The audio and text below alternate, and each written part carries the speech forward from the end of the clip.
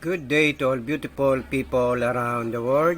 Muli po, thank you po Lord God sa biyaya ng buhay at patnubay sa aming buong pamilya, sa lahat ng mga coins collectors, sa ating mga YouTubers, sa ating mga vloggers, sa ating mga viewers, sa ating mga subscribers, sa ating mga silent viewers, sa ating mga frontliners, at sa ating mga OFWs, nasa iba't ibang panig ng mundo. Ingat po tayo, ilayo tayo sa lahat ng panganib, sa mabibigat na suliranin at mabibigat na karamdaman, lalong-lalo na po sa coronavirus na ngayon ay laganap pa rin sa buong daigdig. At doon po sa aking mga bagong viewers, sa bagong manonood, welcome po kayo sa aking small time channel. Pakiclick na rin po ang ating notification bell para ma-notified tayo para sa ating mga susunod na videos. At ito'y patungkol na rin sa ating mga bago't lumang barya ng ating bansa at gayon din sa ating mga foreign coins at banknotes. Good morning Luzon, Visayas, and Mindanao. Mabuhay po tayo. Ito na naman po ako para ibahagi ang aking mga koleksyon ngayong umaga. Special shout out sa iyo, Benji Jack, ang ating pong isang legit seller o reseller. Ito po yung mga Philippine banknotes na napanalunan ko po sa isang auction at isang set po ng ang bagong lipunan proof coin sets po. Napanalunan ko din po ito sa kanyang parapol nung isang linggo. Special shout out muli sa iyo, Boss Benji Jack. Unahin po natin ito sa 5 peso paper bill. Ang ganda po ng kanyang serial number. Asterisk pa po. Asterisk 2084015. Yan po yung kanyang harap. At ang kanyang likod. Ayan po. 5 piso.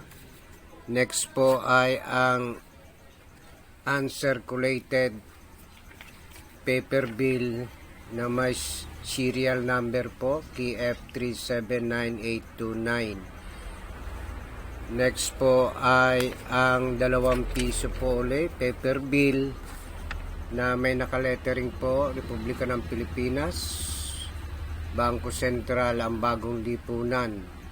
Ito po yung pagdalaw ng Papa Juan Pablo II noong taong February 17 hanggang 22 na may taong 1981.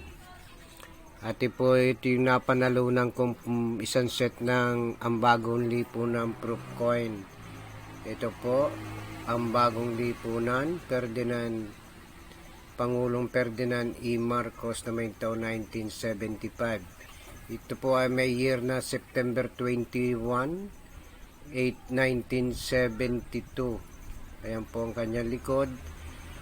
Republika ng Pilipinas, 5 peso coin. Sumunod po ay ang 1 peso Jose Rizal proof coin, Republika ng Pilipinas. Ito po ang kanyang likod o harap, ang bagong lipunan na may year date 1975. Proof coin din po ito. Salamat, Bossing Benji Jack. Republika ng Pilipinas, 25 centavo. Zoom natin. Juan Luna, proof coin din po. Ang ganda ng detalye. Ayan po siya. Next po ay 10 centavo. Ayan po, Francisco Baltasar, 10 centimos. Ito po ang kanyang likod. Next po ay 5 centimo Melchora Aquino golden proof coin. Ayan po ang kanyang likod. Next po ay itong proof coin din po, Republika ng Pilipinas, Lapu-Lapu, 1 centimo. Ayan po ang bagong lipunan 1975. So yun lamang po, muli maraming salamat po sa inyong panonood. Sana po ay nagustuhan po ninyo ang aking binahagi ngayong umaga. Special shoutout na lang po sa ating mga YouTubers, sa ating mga vloggers. Bukas na lang po ang isahang shoutout. Muli po, maraming salamat po. Mabuhay po tayo. Ingat po tayo sa palagiang pang-araw-araw nating buhay at pamumuhay. Kapayapaan po sa loob at labas ng ating mga tahanan, kapayapaan sa bansang Pilipinas, kapayapaan sa buong daigdig. God bless to all.